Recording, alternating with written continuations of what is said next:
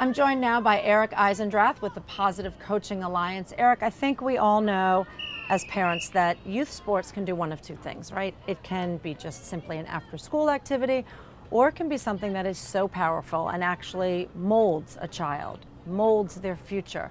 That's why your alliance is so important. Talk to me about your mission. Well, we certainly view youth sports as a tremendous opportunity to teach life lessons, character development, but also the notion of peak performance in whatever you do. Using sports as a vehicle to teach the understanding of what it takes to compete, how to work well with each other, goal setting. There are so many life lessons that can be learned through sports, regardless of how high a level you play on. It's just an invaluable place to teach both character and performance. So we went around the state of Connecticut because we wanted to talk to parents from corner to corner about both their positive and negative experiences within their kids' youth athletics. So we're going to listen to some of the sound bites. This first one is really, I think, about the often left out person, which is the referee. Here's the thing. The game of soccer can be a really exciting one, ups and downs, left, right, sideways. You know, all things can happen in a game. And I think one of the worst things out there is that they judge referees. I think referees need to get a lot more respect, because anybody who criticizes a referee, most of those people can't go out there and referee a game perfectly themselves. So talk to me about what you see in the respect or lack of respect of the referees. In our workshops, one of the acronyms we talk about for respect, we call it ROOTS, is respect for rules, opponents, officials, teammates, and self. So focusing on officials is making sure, again, it's every entity. Everybody has a role to play in youth sports, whether, again, it's the behavior of the athlete, the behavior of the coach, the administration, all of it. Directed in this particular comment to the referees is simply making sure that you respect the referee. As a coach, personally myself, what I will say sometimes to athletes is just because I don't argue the calls doesn't mean I agree with all of them. Exactly. However, we are holding ourselves to a higher accountability that we're not going to argue the calls. University of Maryland did an interesting study. They interviewed soccer parents actually at youth games, and they found that 62% of the parents were angry. 38% were angry with the refs, and 24% were angry with the way their own kids were playing. So again, taking out that negativity and anger towards referees is really critical to creating a better atmosphere. Our next comment from a parent is about respecting fellow players. Pressures put on kids to perform, the pressures to be stars, the criticism of other kids, if you make a mistake or don't perform as well, whether with my son or others, oh no, he's up now, or oh no, he missed that foul shot, or struck out or missed that ball. Those were the most negative experiences. One of the things, again, in PCA that we talk about, one of our athlete initiatives is this notion of making yourself better, your teammates better, and the game better. So in responding particularly to being supportive of your teammates, a great competitor makes those around him better. Part of this, too, is how do you respond then when other athletes make mistakes, because the number one impediment to peak performance, frankly, is fear of failure. When you ask any athlete really what do they fear most, it isn't losing, it isn't getting hurt, it's messing up. Part of the fear of messing up is having a teammate that will get in your face and yell at you, or a coach, frankly, that will punish you. So again, it's a group, collective culture that supports people independent of how they perform.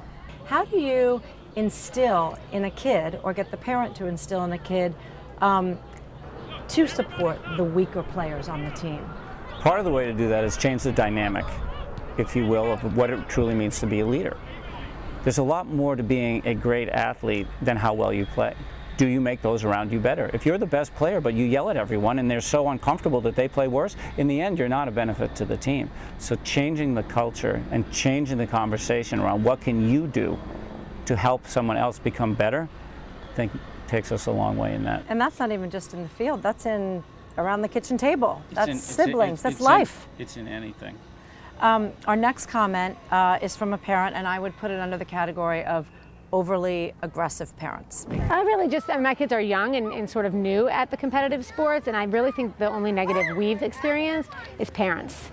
Hearing them on the sidelines and hearing what they're saying to their kids to get them to play and what they're saying to each other. I just think all of us need to kind of step back and let the little ones figure it out. Maybe during a game time, people on the sidelines, the parents. but that's about it. Give me some examples. Screaming and yelling, maybe. You know, instead of just being positive. That's right up your alley. Go ahead and talk to me about overly aggressive parents, negative. Yep, the role of parents in youth sports, and frankly in sports in general, is always a challenge. One of the things we do in our parent workshops is we ask parents to fill out a 100-point exercise of what do they hope their child will get out of his or her involvement in sports in Connecticut. And invariably, it will end up being have fun, make friends, overcome adversity, gain self-confidence. It sounds great when you're sitting in a workshop and then you stand on the sidelines and then you watch the behavior, and it's never in line with any of the things they actually said. It's all about winning, get the ball, those types of things. There's a great vehicle for teaching these life lessons, but as a parent, your number one role is to play off of the life lesson piece, not the coaching piece. This is where the wheels fall off in the coach-parent partnership. We talk about that. Small picture concerns like level of play, position, strategy are concerns for the coach, not for the parent. And the more you can have a supportive interaction between coach and parent, the better you're going to be as a parent in supporting your kid.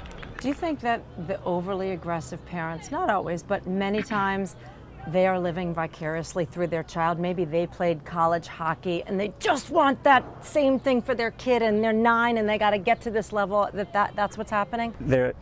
I can't say for sure, not having met each person, but I would say absolutely yes. A Major League Baseball player once said, the greatest thing you can say to your kid after a game is, I really enjoyed watching you today, right? Absolutely. And that, especially when there's a loss, is so critical. Absolutely. They did a study, they asked Division I athletes what was their worst experience about youth sports, and they said looking back, the worst thing was the car ride home.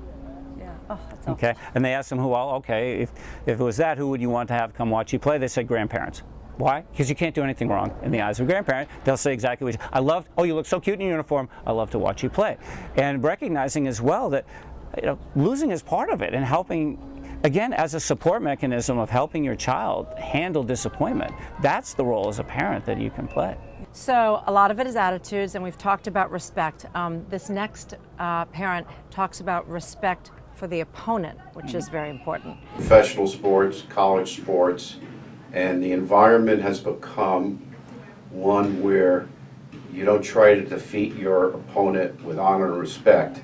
It seems to be teams are trying to humiliate their opponents. Having respect for opponents is critical, again, when we go back to the acronym ROOTS. Again, the first O was opponents. First of all, recognizing that an opponent is a gift to you. An opponent is an opportunity for you to test yourself against your potential. It's somebody, without them there would be no game. And the goal is to elevate your performance to the best that it can be, not to humiliate somebody else.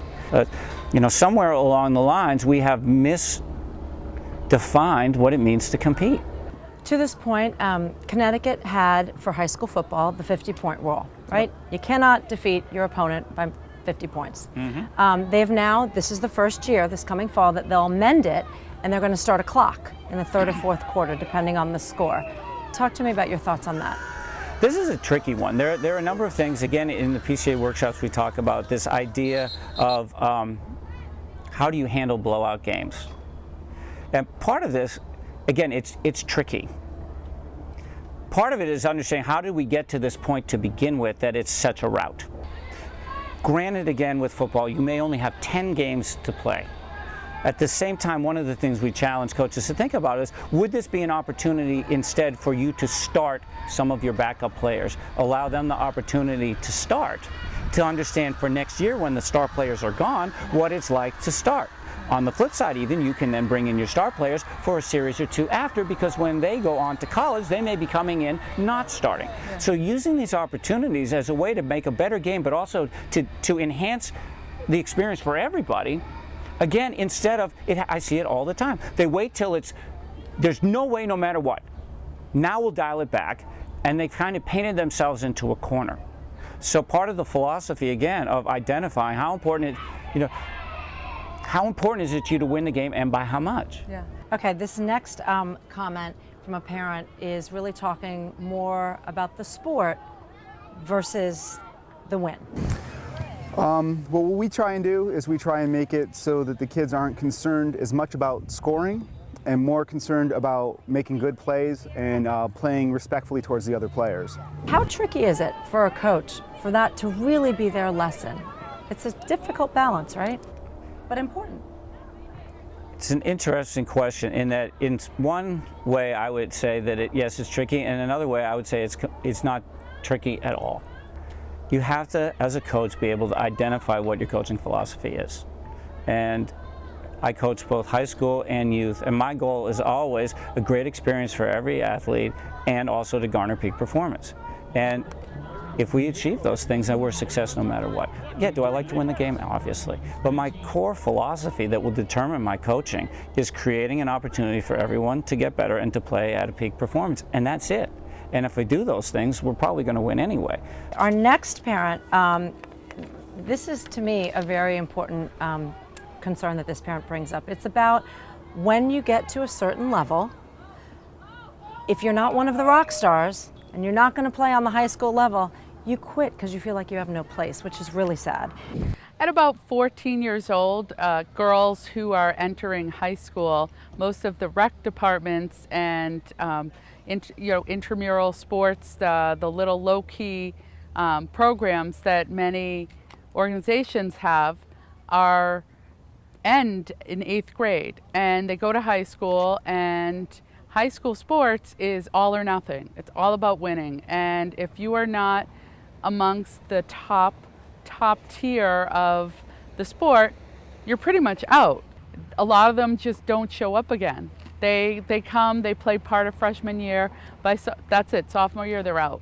Or they hear the requirements that they need to invest, and they just don't show up, and there isn't any recreation department activities. There's very few for older kids, for teenagers.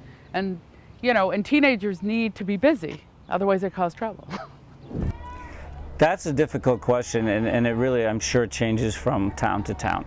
I can tell you, again, as the national lead trainer, but someone that does a lot of workshops in particular in Massachusetts, Needham High School, for an example, has a tremendously successful athletic department, certainly very competitive teams, and at the same time, they also, every season, offer non-cut sports to ensure that exactly what you're talking about doesn't happen. So yes, maybe you wanted to make the soccer team, but you may just not be able to. At the same time, one of the things that is required to play soccer is the ability to run. The cross-country team does not have cuts. So part of this is putting an onus on the school departments to create options for the athletes. Our next comment goes back again to the importance of positive coaching. I think coaches probably have the most influence over kids, and we've been very fortunate to have had great coaches through football, lacrosse, when he played soccer, basketball. So I think having had a negative coach who I felt I had to maybe either pull my child from the program or talk in direct conflict to what the coach is saying. But nothing like that has ever happened. We've had coaches that are professional and that are parents, and all of them have just provided a very positive experience. So yeah, my feeling on when something would be negative mainly would be coming from the adults down. A coach really can make or break a child's desire to want to be in a sport, to start a sport, to quit a sport, to continue to the next level. I mean, a coach really has an amazing influence. There's no question about it. But again, when we do workshops for PCA and you ask, looking back, who was the most influential coach in your life and why, some of the stories told are from 40 or 50 years ago. And sometimes, frankly, they're just a throwaway line spoken to the coach but heard by the child that's never forgotten. Yeah. And while she's not a coach that I know of, she certainly was a great writer. Maya Angelou in our workshops talk about, I found that people will forget what you say, people will forget what you do, but they'll never forget how you make them feel. Yeah. And in recognizing, again, the impact that the coach has on the athlete, it really is everything. Oftentimes it's the first foray into doing something new. When you think about the amount of courage it takes for a young kid to try something new, the role of positivity and support is absolutely critical. I'm going to leave with putting you on the spot and asking you one question. We have a lot of coaches, obviously, that are going to be watching this show, but more so the parents. What is, if you could sum up in a line, kind of one message that you would want parents to leave with, the most important thing for them to kind of always keep on their back burner? I would really urge parents to understand what true support looks like in the sporting realm. Playing the most effective role you can is to provide unconditional love and support for your child independent of performance. You are not the unofficial coach, you are not the unofficial refereeing supervisor, you're not the unofficial nutritionist, you are the parent. And playing that role, the coach is coaching, not parenting. You parent, let them coach, let the refs ref, and simply be there to provide unconditional love and support for your child and be a better listener than talker. Awesome. Eric Eisendrath, Positive Coaching Alliance. Eric, thank you. It's fantastic. Thank you. When we return, we'll meet a local coach whose positive style earns him a national honor. Tell you how proud I was of your effort, the great job that you did.